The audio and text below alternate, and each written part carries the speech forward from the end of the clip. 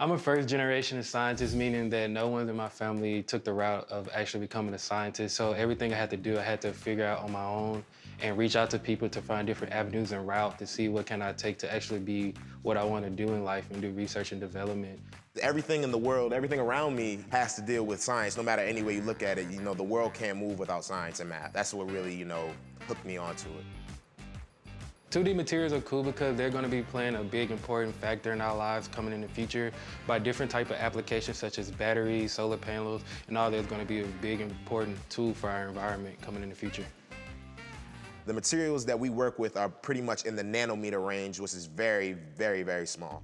And we have to use a microscope in order to view them. The most recent material that we grew was a wpsu, which is a tungsten sulfide. So basically those materials are used as semiconductors that help the electric current flow throughout almost any type of electronic device.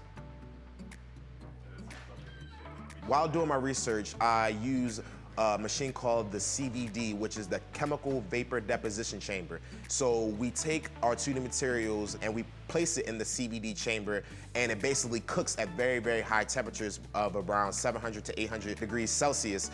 It is very, very, very, very hot.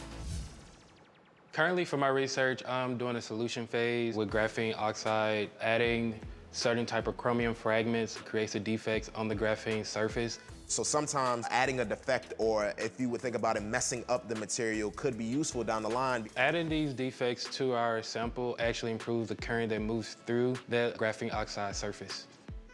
Adding defects to the materials could help the efficiency and performance of those electronic devices for the future. It's just so useful to be able to take separate materials and put them all together and just make something new every day.